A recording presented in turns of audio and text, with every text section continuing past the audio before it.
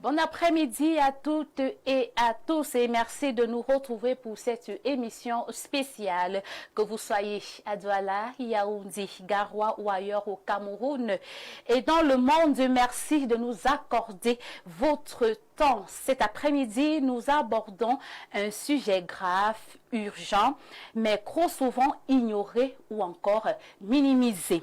La drogue, elle séduit, détruit et enferme des milliers de jeunes dans une spirale infernale. Cannabis, tramadol, cocaïne, crack, de plus en plus accessible, de plus en plus consommé. Écoles, quartiers populaires, milieux festifs, personne n'est vraiment à l'abri. Derrière les chiffres, des visages, derrière les addictions, des grammes. Madame, Monsieur, témoignages et éclaircies, c'est avec nos invités qu'on accueille après la petite transition.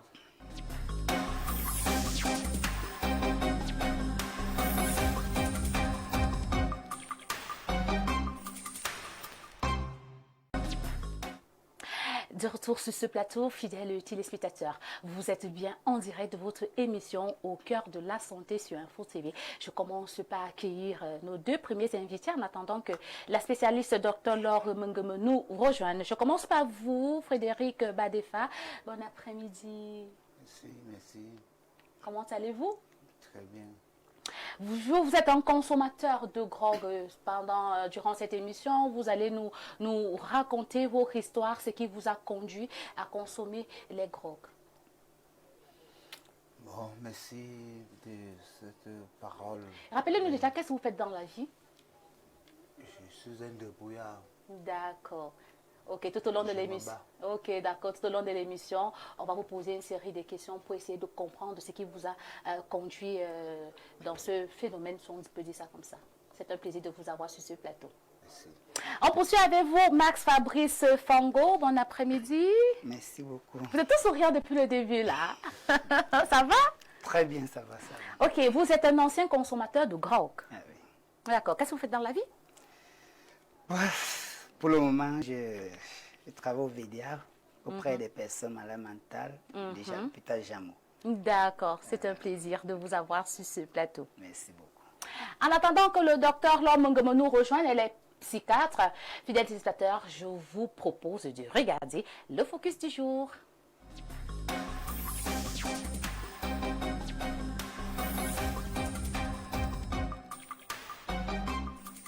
Au Cameroun, la consommation de la drogue inquiète. Devenu un véritable serpent de mer, les jeunes sont indexés au premier chef. Le phénomène, je ne sais comment appeler, c'est au-delà de la pandémie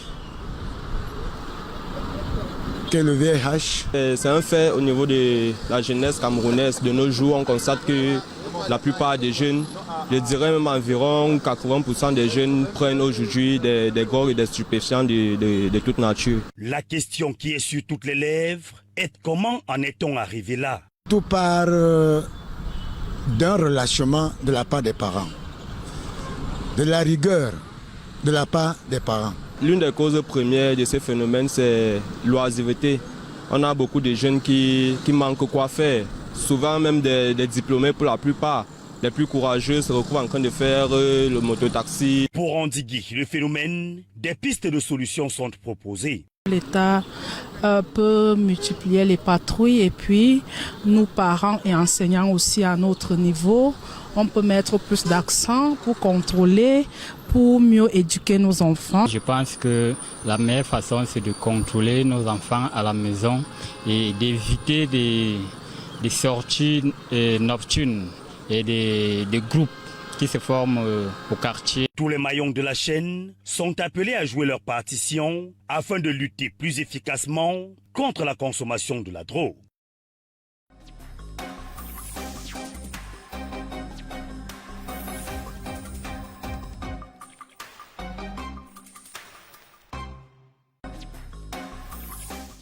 De retour sur ce plateau, fidèles téléspectateurs, vous êtes bien en direct de votre émission Au cœur de la santé sur Info TV. Aujourd'hui, on parle de grog. Vous pouvez participer à l'émission via le numéro qui s'affiche au bas de votre petit écran. On n'appelle pas, laissez vos messages de ce côté, on se fera un plaisir de les lire. Alors, je commence par vous, Frédéric Batefa. Pouvez-vous nous dire comment et pourquoi vous avez commencé à consommer de la grog? Je vais vous répondre à votre question. Je me suis mis dans la drogue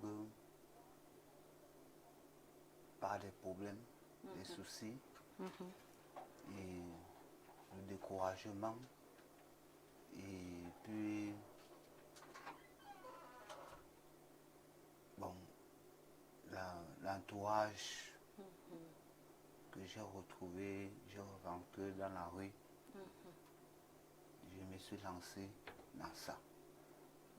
Je ne connaissais jamais ce qu'on appelait, on disait le cul de ta mère, ou bien ta maman, ou bien... En fait, les injures, oui, ces injures-là, oui.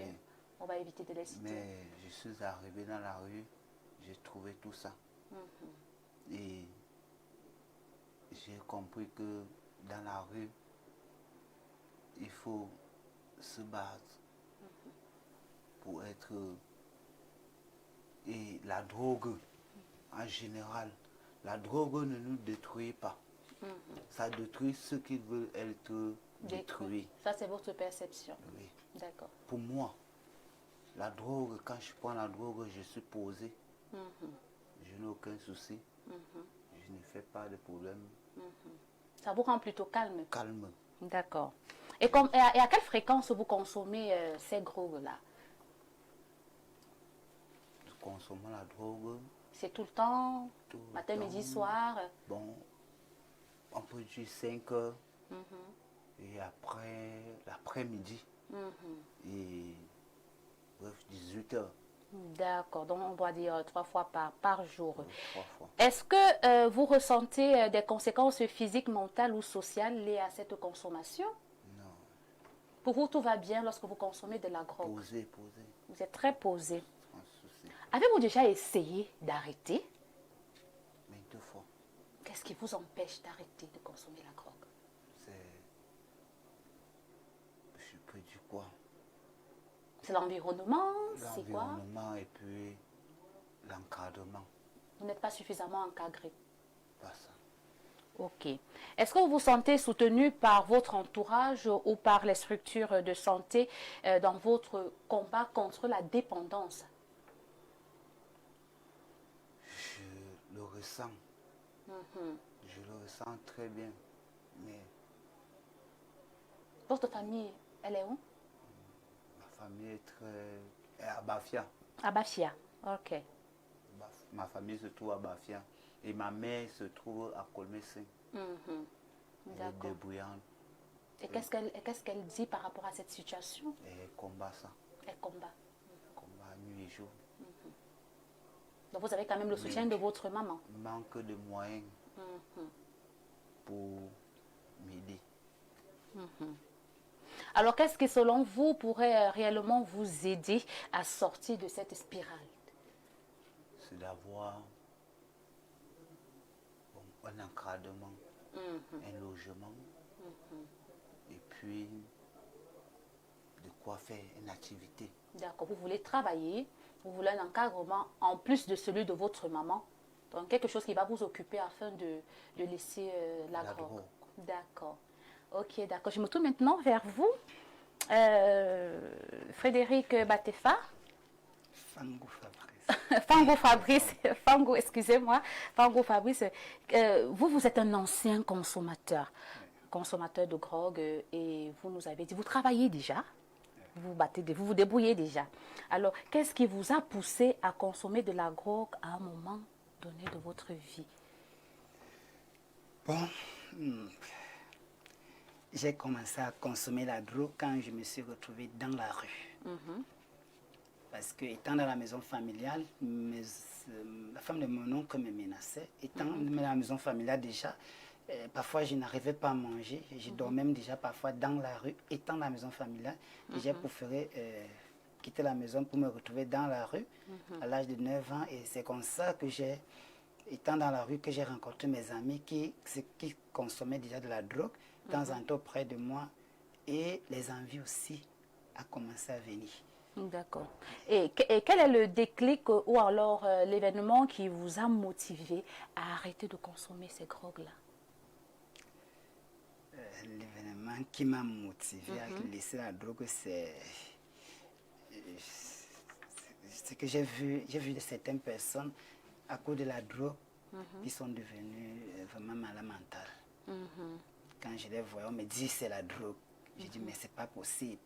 Et moi-même j'étais déjà en stroke à la drogue parce que moi-même je me sentais plus très bien. Et j'ai été soutenu par quelqu'un, par les sœurs religieuses de Foulane, Saint-Benoît-Mélie. J'ai été soutenu par plusieurs sœurs religieuses, plusieurs personnes qui m'ont aidé, par des conseils, de temps en temps, même comme je mentais que je ne consommais pas. Vous consommez en cachette? Voilà. D'accord. Et quelles ont été les étapes les plus difficiles dans votre parcours de désintoxication? Les étapes. Prenez votre temps. Les étapes. Pensez que...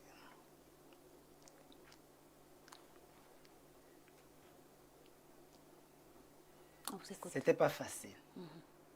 C'était pas facile parce que il fallait la volonté, il fallait beaucoup d'amour et beaucoup d'accompagnement. Et par la grâce de Dieu, je me suis en sorti. D'accord. Avez-vous bénéficié d'un accompagnement médical, psychologique ou social pour vous en sortir? Outre l'accompagnement des sœurs religieuses, est-ce que l'accompagnement médical et psychologique a également fait partie de votre parcours, de votre désintoxication? Oui, j'ai eu l'accompagnement des sœurs religieuses par des conseils. Et plus tard, quand j'ai connu le Dr Lomengini, qui venait chez les sœurs, je lui ai expliqué un peu ma vie, ce que je traversais. Elle m'a aussi beaucoup conseillé. Beaucoup conseillé, vraiment, que c'est pas bien la drogue. Et c'est pas parce que je suis dans la rue que c'est fini pour moi. Il faut que je sois fort et que je me bats. Donc, c'est un peu comme ça que j'ai eu beaucoup d'accompagnement. Et aujourd'hui, dites-nous, comment arrivez-vous à maintenir une vie sans drogue? Comment arrivez-vous à tenir sans replonger? Tout ce que je peux dire, c'est quoi? C'est possible. Parce qu'il y a les gens qui disent que parce que tu étais un consommateur, tu ne peux pas changer. C'est possible d'abandonner et c'est possible de revenir sur le chemin que tu avais abandonné et qui était avant. Parce qu'aujourd'hui, je conseille les personnes dépendantes de drogue. Je vais dans des ghettos. J'ai créé une petite association, Seconde Chance, où je travaille avec ces jeunes dépendants de drogue de la rue et que de temps en temps, je leur fais comprendre la solution de ton problème, ce n'est pas de consommer. C'est un peu de t'exposer, de dire ce que tu veux pour qu'on voit comment on peut t'aider à t'accompagner. Donc, s'exprimer. Ah oui, s'exprimer.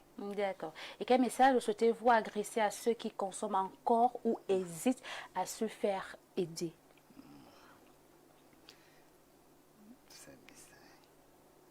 Les personnes comme vous qui se sont rendues compte que voilà, la drogue, consommer la drogue, ce n'est pas une solution. C'est une solution, on va dire quoi, qui a une courte durée.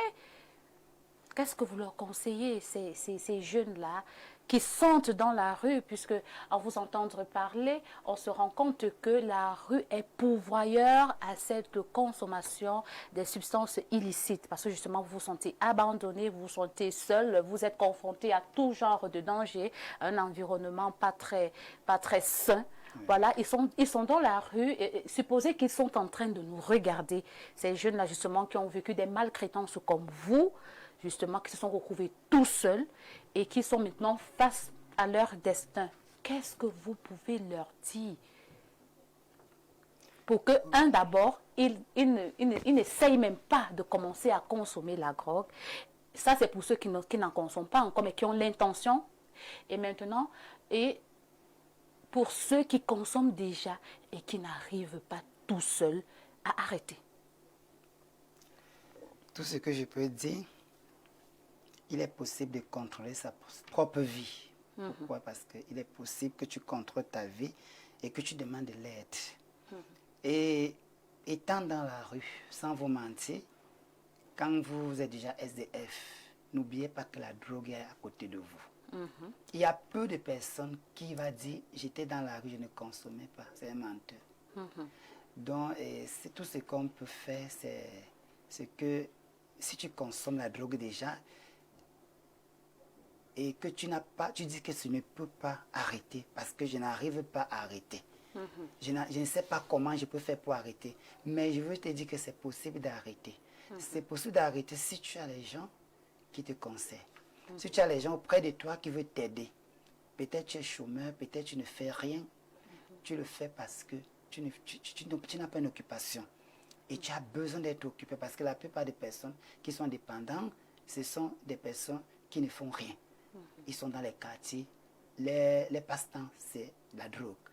Et ils ont besoin des personnes pour venir les sensibiliser, les parler et les trouver des emplois, les opportunités parce que la priorité, c'est l'occupation. Quand ils sont pas occupés, ils sont prêts à faire tout. Tout pour survivre. Donc, ils ont besoin de l'aide. D'accord. Et au pouvoir public, qu'est-ce que vous direz? Puisque vous avez dit, vous avez une association justement qui œuvre dans la lutte contre la drogue. Oui. Maintenant, qu'est-ce que vous souhaitez que l'État fasse pour vous? Déjà pour votre association et également pour les personnes, les repentis comme vous. Tout ce que je peux interpeller l'État, c'est que ce n'est que Dieu qui peut décider pour notre pays, le Cameroun. Pourquoi? Parce que il y a plusieurs personnes comme moi qui ont des associations qui ne sont pas accompagnées. Le président de la République avait dit, criez, on va vous accompagner, mais on ne le fait pas. Qu'on ne nous trompe pas, qu'on ne nous ferme pas les yeux. Aujourd'hui, plusieurs personnes sont contre le président de la République, mais c'est nous-mêmes le problème au Cameroun. Si vraiment on accompagnait ces associations, ces jeunes qui veulent sortir de la dépendance, je pense que le Cameroun... Je lui ai demandé pourquoi tu prends ça. Je lui ai posé des questions comme une toute maman pour poser des questions à son enfant. Pourquoi tu fais ça? Pourquoi tu as fait ceci? Pourquoi tu as fait ceci? Il m'a expliqué pourquoi il prenait ça. Il me dit quand il était chez son oncle, tous les travaux de la maison, les travaux champêtres, c'est lui qui les faisait. Donc, la seule chose qui était son ami, c'était de prendre la drogue. Je lui ai dit, est-ce que tu connais les inconvénients? Je lui ai demandé, est-ce que tu connais les inconvénients de cette drogue-là? Ça détruit l'homme et ça te rend fou. Je lui ai dit, moi, je ne voudrais pas que tu prennes ça. Car je n'étais pas accouchée pour prendre ça. Je voudrais que tu sois un homme. C'est pour ça que je t'envoie à l'école. C'est pour ça que j'ai investi sur toi, pour que tu sois un homme demain. Alors, il faut faire les efforts d'abandonner ce chemin-là. Il me dit, maman, je voudrais bien abandonner ce chemin, mais c'est plus fort que moi. Il pouvait faire il pouvait faire une semaine, il pouvait faire 2 semaines sans prendre. Et après, un autre jour, bim, il recommence à prendre. J'ai vu que moi seule, je ne pouvais pas y arriver. J'ai décidé de rencontrer un médecin psychiatre, un médecin psychologue pour le suivre. Et c'est ce que je fais actuellement. Parce que pour habitude, quand il prend ses stupéfiants, il est logé, il reste toujours dans son coin, il est toujours enfermé dans sa chambre, même si nous sommes au salon en train de visionner, il n'est jamais avec nous, il est toujours dans son coin, toujours seul dans son coin, toujours seul dans son coin. Mais depuis que j'ai rencontré le médecin et les conseils du parent aussi, depuis lors, il change. Quand on visionne au salon, il vient s'asseoir aussi avec nous. On visionne ensemble, on tape les commentaires ensemble. On rigole parce que même le rire, là, ça fait du bien à l'enfant. Un enfant qui est dans cet état-là Même le rire, ça fait du bien à un enfant qui est dans cet état. Donc, j'invente les petites histoires là, juste pour rigoler. Ça, c'est ma participation à moi comme parent, pour l'amener un peu à changer d'idée. Donc, moi, je ne l'ai jamais abandonné, je le soutiens à abandonner ce chemin-là. Donc, depuis que le médecin le suit, il a changé. Il est resté au salon, on visionne ensemble. Donc, pour ma part de conseils que je peux apporter aux parents, l'enfant ne se lève pas un beau matin pour se lancer dans ça. Il y a toujours quelque chose qui amène l'enfant à faire ça. Il y a toujours quelque chose qui amène l'enfant à aller fumer. Ça peut être de la maltraitance, ça peut être des... je ne sais pas comment appeler ça. Ça peut être de la négligence, ça peut être de l'abandon des parents qui ne soutiennent pas leurs enfants. Donc, il y a beaucoup de choses qui peuvent amener l'enfant à suivre ce chemin-là. Bon, maintenant, c'est aux parents d'apporter leur soutien quand ils constatent que l'enfant a déjà pris ce chemin. C'est aux parents de ramener leurs enfants sur le droit chemin, rencontrer un médecin, comme moi j'ai pris la décision de rencontrer le médecin et qui a une suite favorable. Les parents, n'abandonnons pas nos enfants. Soutenons nos enfants dans cette épreuve-là, car seulement eux, ils ne peuvent pas y arriver. Avec notre soutien et le soutien du médecin, on va y arriver à une bonne solution. On va y arriver à une bonne santé mentale. Moi, c'est ce que je voulais apporter comme contribution à votre émission. Et aux parents aussi. Faites comme moi. Je n'ai jamais abandonné mon fils.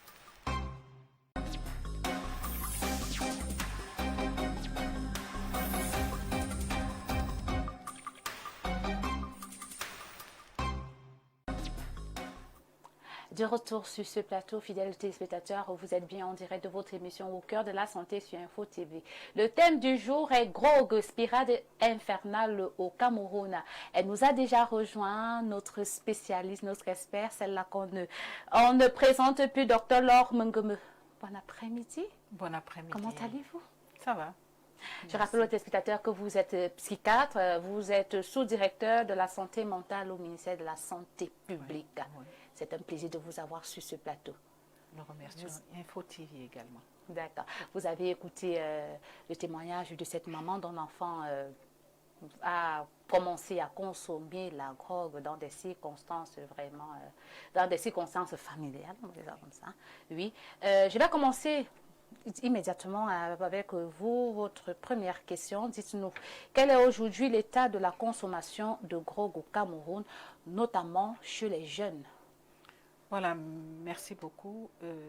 Selon les rapports un peu du Comité national de la lutte contre la drogue, environ 21% de la population scolaire a déjà consommé la drogue.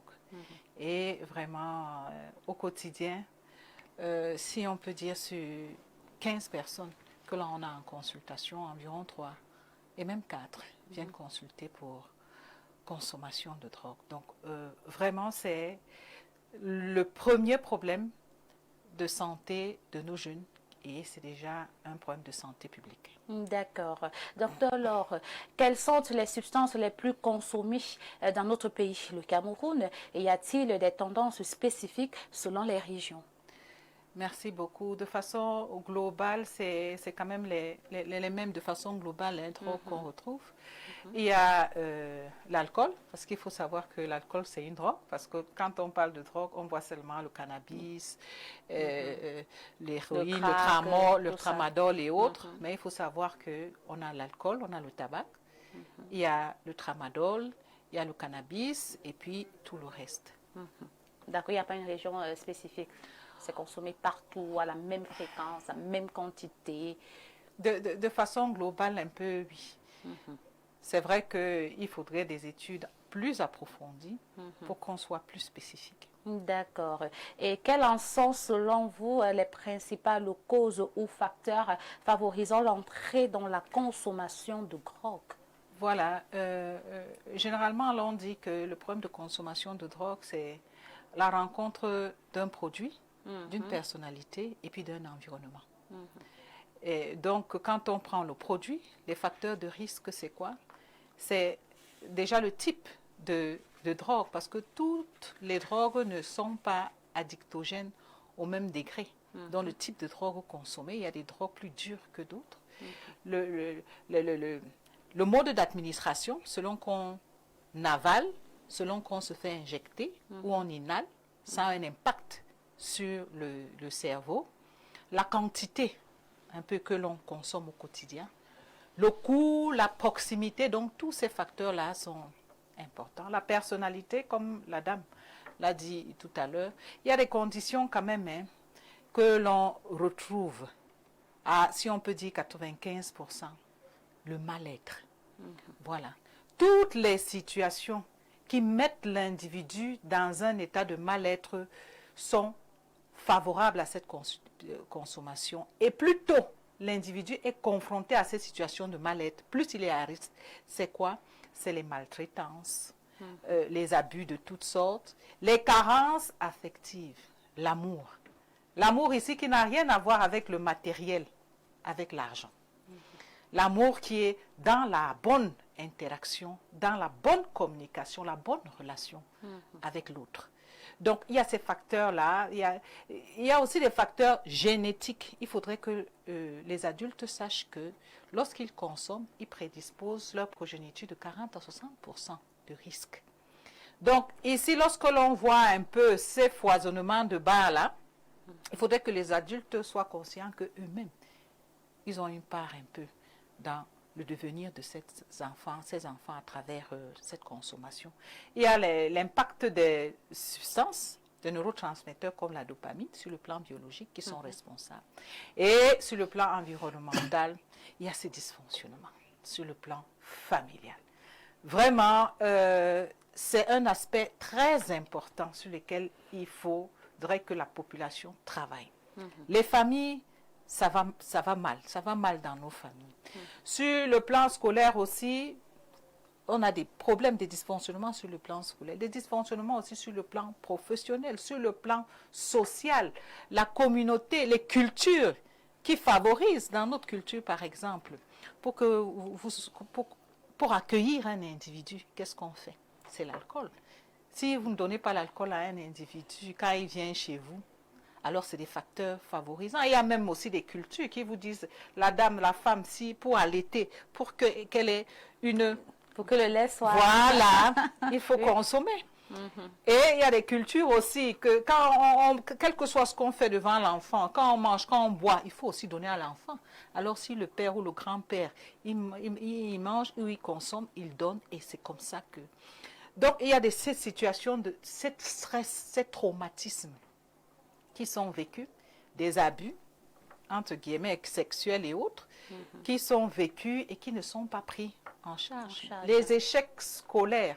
Donc, il y a une multitude de facteurs comme ça qui sont responsables de ces consommations-là. Bien évidemment, des politiques, des stratégies, peut-être qui sont mises sur pied, mais qui ne sont pas toujours mises en œuvre. D'accord. Docteur Laure, en tant que psychiatre, comment la drogue affecte-t-elle la santé mentale des consommateurs à court et à long terme?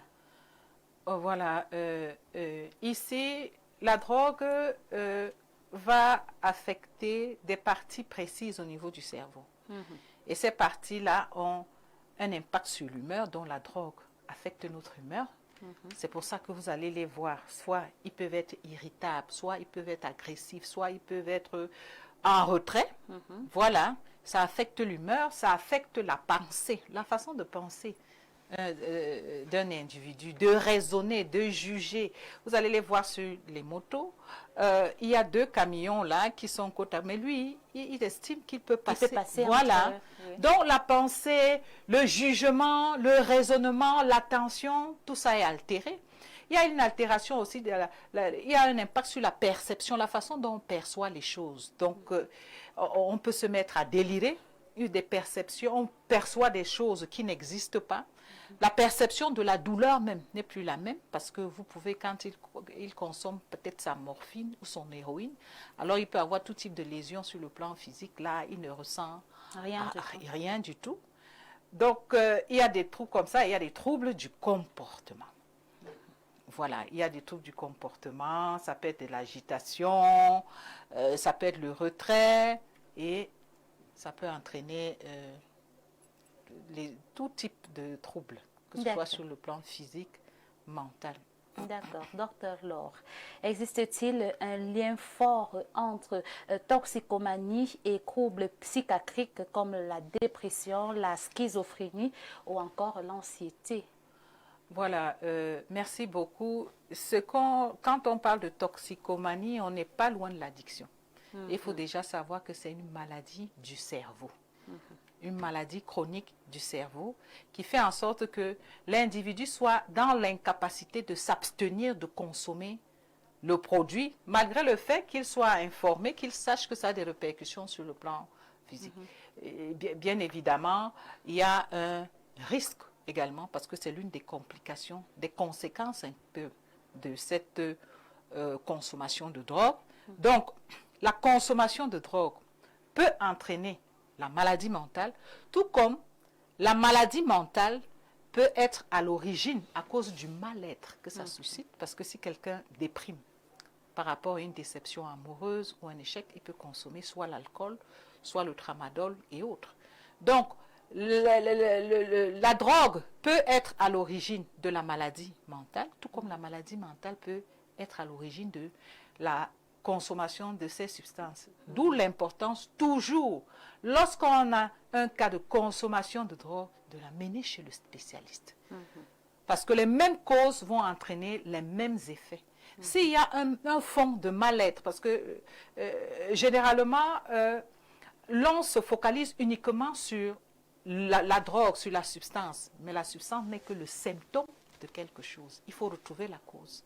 C'est pour ça que c'est important de travailler en collaboration avec les spécialistes qui vont déterminer quelle est la cause de cette problématique. D'accord.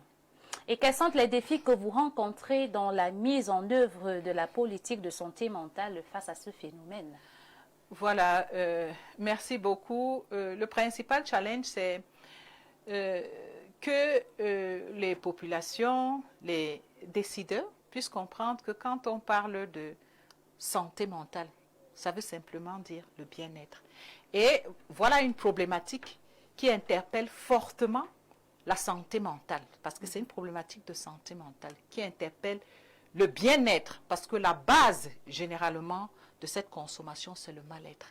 Donc, ici, le principal challenge, c'est que les autres structures puissent comprendre qu'ils ont un rôle à jouer dans le bien-être, sur le bien-être des individus, que le problème de santé mentale n'est pas que l'affaire du ministère de la Santé publique. Le ministère de la Santé publique est beaucoup plus interpellé dans les aspects de la maladie mentale, la prise en charge. Mais le bien-être, ici, qui est la base un peu de cette problématique, parce que c'est le mal-être, interpelle tous les secteurs. Parce que si il y a ce mal-être-là qui règne, qui est ambiant, il faudrait qu'on sache que ce phénomène ne va que prendre de l'ampleur. Quand vous parlez de tous les secteurs, quels secteurs? Tous les secteurs, éducatifs, financiers, qu'on soit dans le logement, tous les secteurs, puisque ça concerne les individus. Un exemple concret. Vous, par exemple, vous travaillez à Info TV. Je sais que ce n'est pas votre cas. Ici, vous avez beaucoup d'argent. Il n'y a pas de frustration du tout. Mais vous avez des secteurs comme ça où, sur le plan financier, ce n'est pas évident.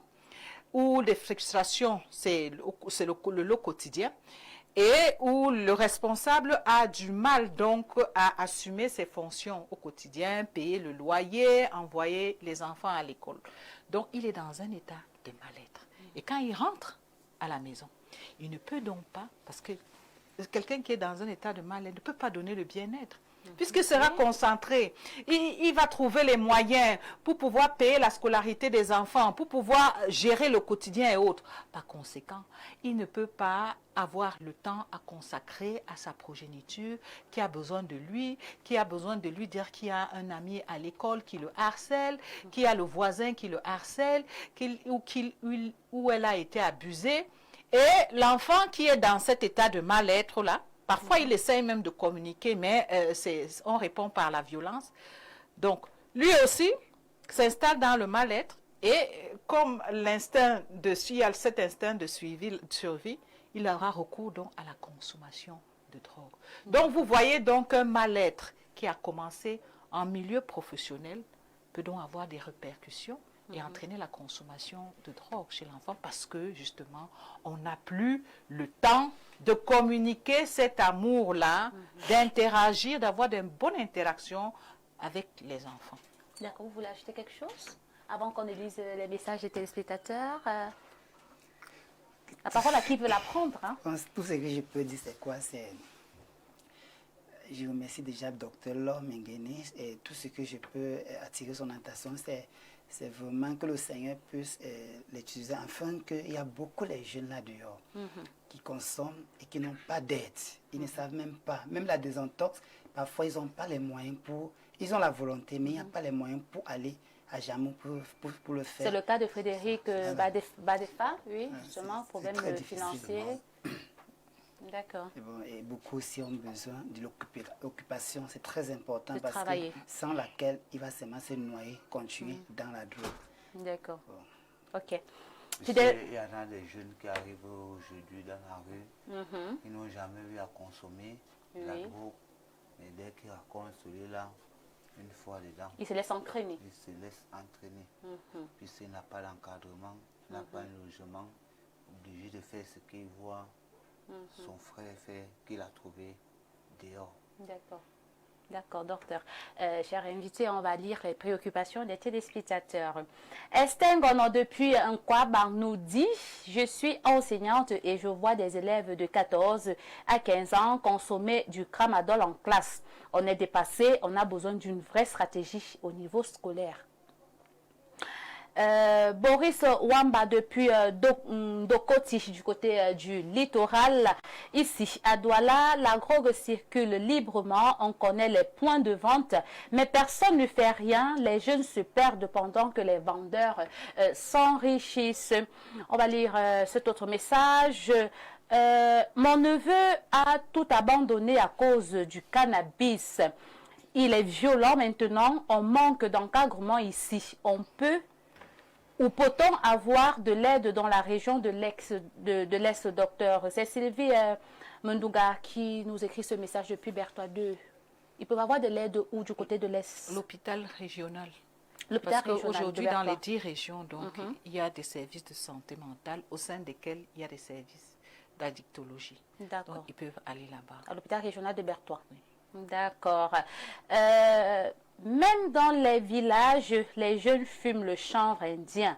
Les parents n'ont plus d'autorité. Il n'y a pas d'activité pour occuper les jeunes. Il faut agir vite. C'est Derek Yimbu depuis Bafoussam, c'est du côté de l'ouest Cameroun.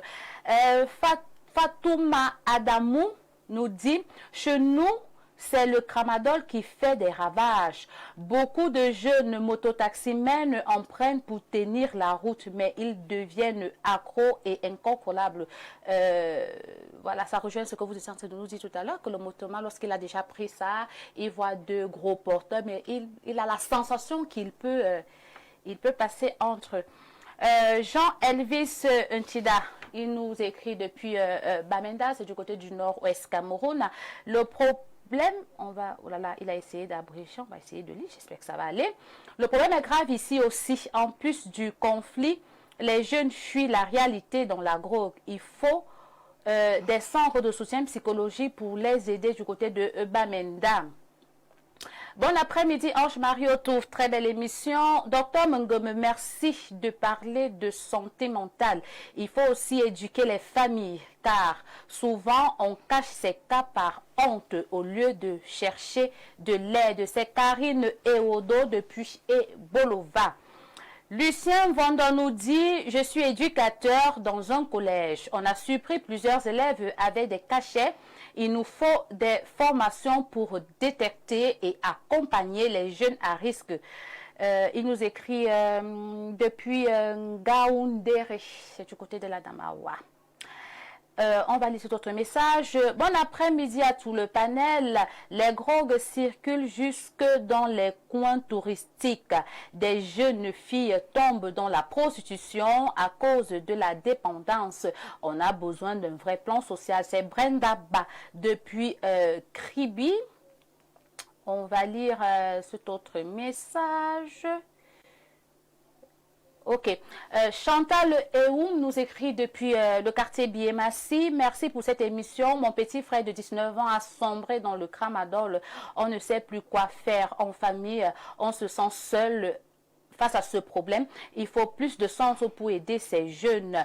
Roger Tinda depuis le quartier Makepe à Douala. La drogue est partout maintenant, même dans les lycées. Il est temps que les autorités réagissent avec fermeté. Merci à Dr Mungeme pour son engagement. On poursuit cet autre message. Fidèles téléspectateurs, on n'appelle pas. Quand vous appelez, ça me trouble un peu. En plus, on ne peut pas prendre les appels. Laissez vos messages via le numéro qui s'affiche au bas de votre petit écran. On se fera un plaisir de les lire. Linda Bassi, depuis le quartier Bonamoussadi, nous dit, moi j'ai réussi à sortir de l'addiction grâce à un encadreur social. Mais c'est un combat quotidien. Il faut parler plus de santé mentale dans les médias, pas seulement de punition. Et Paul Hamel Ndong, depuis le quartier Nkolbusson, c'est ici à Yaoundé. Docteur Mungeme, que faire quand un jeune refuse de reconnaître qu'il est dépendant? Mon cousin de 22 ans est en pleine déchéance et il nie avoir un problème. Vous pouvez répondre à ce téléspectateur? Voilà, merci beaucoup. C'est important de l'amener en consultation, voir un psychologue, de demander à parler à un psychologue. Si vous avez déjà essayé et que ça ne va pas, il y a un déni, c'est important de vous rapprocher d'un spécialiste en santé mentale pour le faire. D'accord. Alia Soulé, depuis Garoua, nous dit « Chez nous, les familles se taisent par peur du scandale. Mais ça n'aide personne. Il faut briser le silence autour de l'addiction. Merci pour cette émission courageuse. » Alors, docteur Laure, qu'est-ce que vous pouvez dire aux parents et à la jeunesse qui nous regarde? Merci beaucoup. Pour les parents, c'est important que l'on sache aujourd'hui qu'on ne peut pas, si l'honnêteté voudrait qu'on comprenne que ce sont des substances qui ne disparaîtront plus. Mais il faut pouvoir capaciter les individus à pouvoir dire non. La drogue a ceci de particulier qu'elle donne 2 à 10 fois plus de plaisir que tout ce qui nous donne du plaisir. Si manger nous donne du plaisir, voilà une substance qui nous donne 2 à 10 fois plus de plaisir. Donc, la solution ici, c'est que les individus soient en santé, en bonne santé mentale, soient dans un état de bien-être. Parce que généralement, ils vont vers ces substances-là pour un bien-être artificiel. Or, s'ils sont déjà dans un état de bien-être, il y a de fortes chances qu'ils ne restent pas dans cette